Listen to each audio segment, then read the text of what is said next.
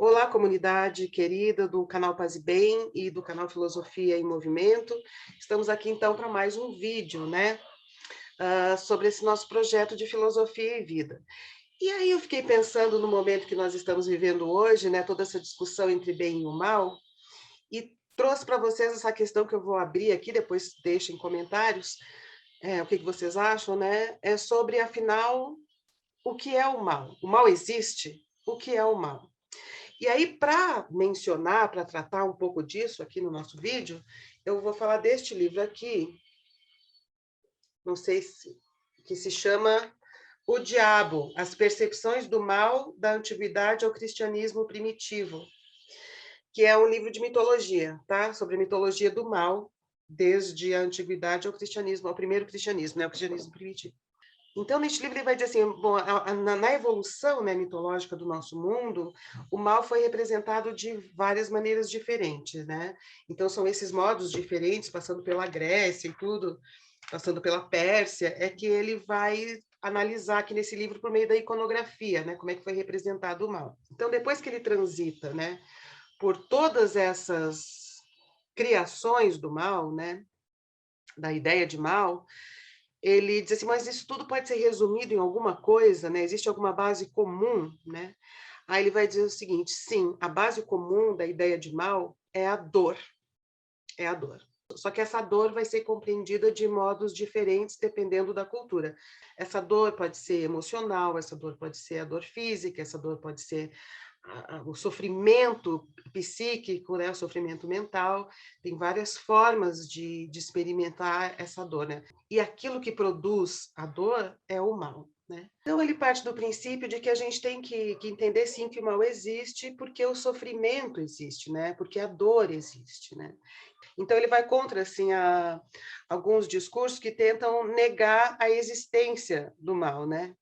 O reconhecimento da existência básica do mal e, em consequência, da necessidade de vigorosos esforços para integrá-lo e superá-lo, pode ser socialmente mais útil, bem como intelectual e psicologicamente mais verdadeiros, do que apenas negar, relativizar ingenuamente ao ponto de negar a existência do mal, né?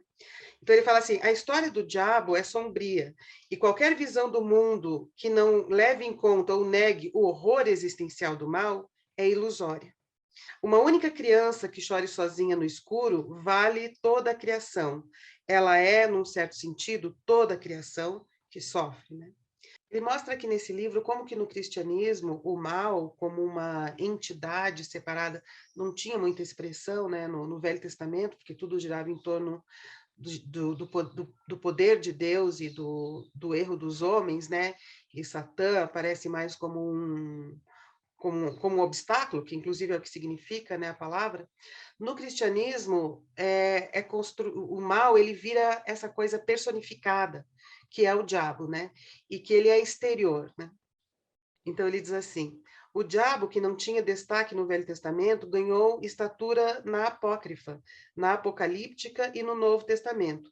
Aí, depois dele estudar, então, essa evolução, né, na concepção de mal, representado nas mitologias, né, pelos seres mitológicos, ele se faz essa pergunta no final do livro, que é a que eu quero trazer para vocês nesse vídeo hoje.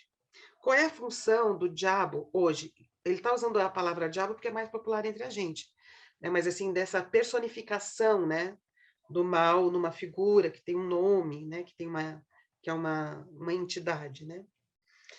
Eles então, qual seria a função disso, né? É a crença no diabo um valor positivo ou não?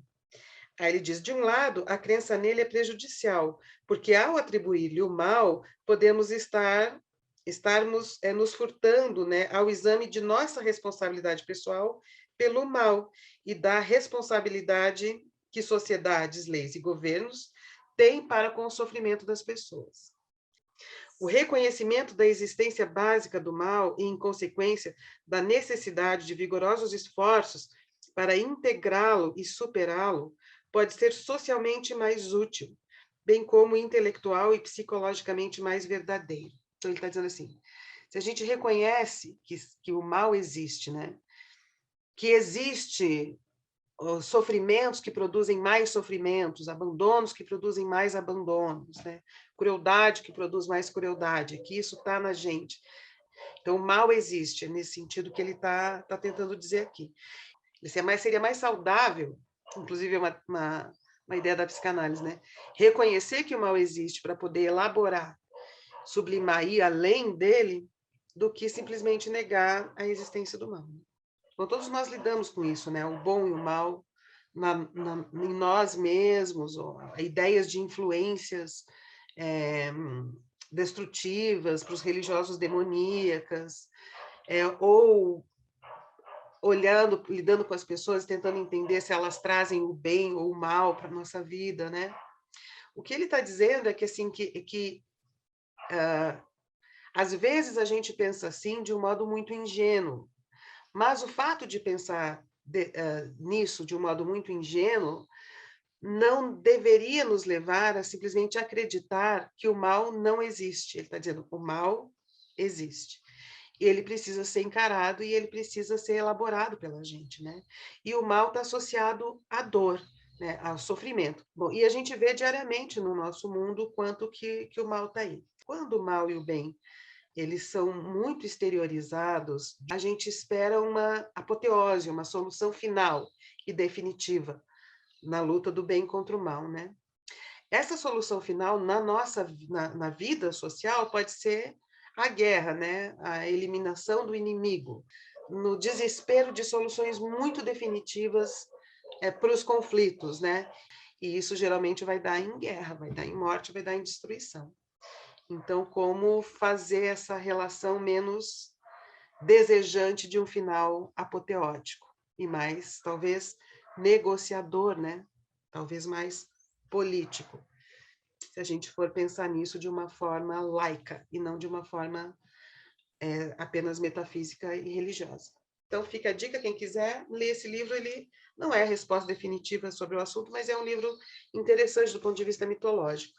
Eu queria dizer para vocês que o nosso grupo de estudos sobre corpo, comportamento, terapias, psicoterapias e tal, virou um curso de extensão universitária. A gente está muito feliz com isso.